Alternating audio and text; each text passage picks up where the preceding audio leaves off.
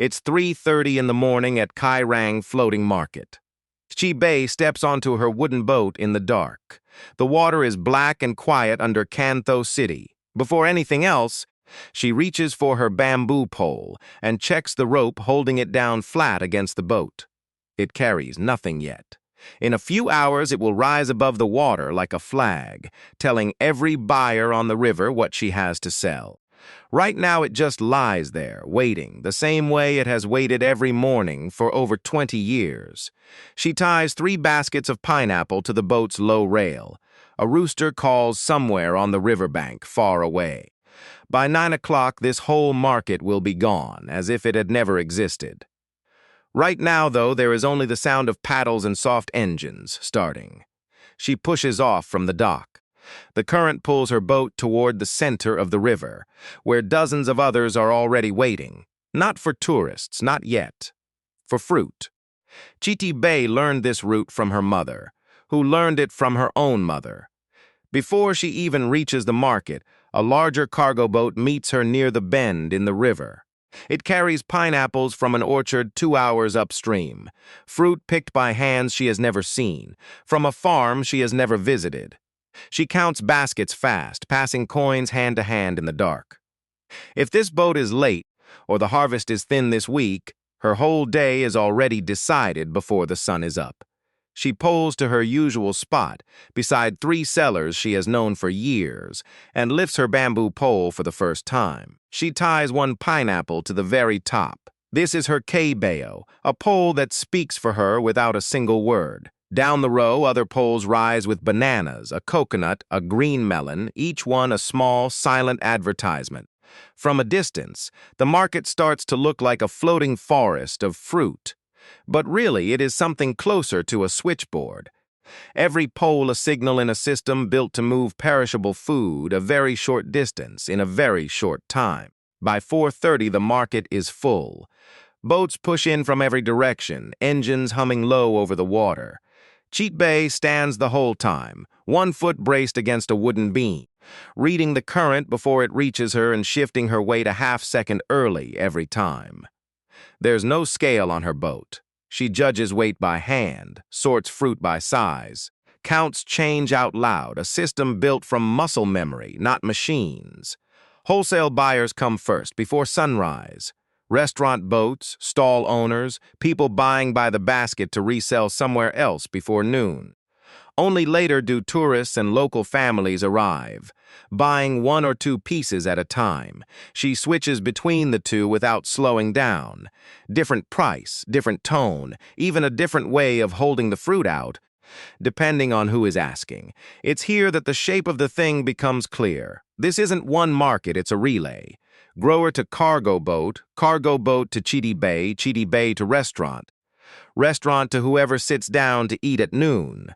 She is not selling pineapples. She is 1 link holding a chain together, and the chain only exists because the sun has not yet made the fruit worthless. By 7:30, the pressure builds. Chị Bảy still has half her pineapples left, and the sun is already hot on her shoulders. Fruit left too long in this heat softens fast, and a soft pineapple sells for less, if it sells at all. She lowers her price, calling louder to boats passing by. Nearby, another seller has already sold out and turned for home, but Chị Bảy has also noticed the boats that don't turn for home anymore, because they stopped coming months ago. Fewer poles rise along this stretch of river than when she started. Some sellers left when a bad harvest season made the cargo boats unreliable. Others left when their children chose the city instead of the water. She has thought more than once about who will hold her own pole when her arms can no longer lift it. Large cargo boats push through now, heading downriver with rice and construction supplies, their wakes wider and rougher than any tourist wake. She grips her pole to steady the baskets each time one passes, the same pole that hours from now will tell her, and everyone else, whether today was enough. Just after 8, Chị Bảy notices a boat near the edge of the market with nothing hanging from its pole. No fruit, no vegetable, nothing at all. A tourist points at it and asks his guide what that boat is selling. Chị Bảy has seen this 100 times, but she still glances over, and this time something in her doesn't look away. An empty pole doesn't mean an empty boat. It means the boat itself is for sale. The owner is leaving the trade, for a season or for good. There's no way to tell from the water. She looks down at her own pole, the single pineapple tied at the top, and lets herself think, just for a moment, about what it would mean for it to carry nothing one morning. Not because she ran out of fruit, because there was no one left to raise it.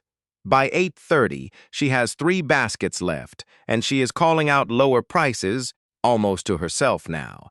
She has been standing for 5 hours without sitting down once, and her legs finally tell her what her mind already knew. The window is closing, not because a bell rings or a gate shuts. Because the fruit softens, the sun rises, and the whole system built around avoiding both of those things starts pulling itself apart, boat by boat, exactly on schedule. She sells her last pineapple to a woman with a small child, hands over the fruit, and pushes off before the woman can even say thank you. By 9, Chị Bei's boat is empty. She lowers her bao and lays it flat again, the same way it lay in the dark 5 hours earlier, before it had anything to say. The water where she stood all morning is calm now. No sign anyone traded there at all. Tomorrow, before light, the orchard boat will meet her again, and the pole will rise once more, as long as there is fruit to hang from it, and someone still willing to hold it up. The floating market doesn't disappear at 9 o'clock because the workday ends. It disappears because its job was already finished. Hours before the first tourist boat ever arrives, before the fruit could soften, before the chain from orchard to plate could break. Cai Rang was never built for the people who come to watch it. It was built to move food faster than the sun can ruin it. One pole, one boat, one hand-to-hand trade at a time, and every morning, for as long as someone is still willing to raise that pole, it will quietly do its job again, whether anyone is there to see it or not.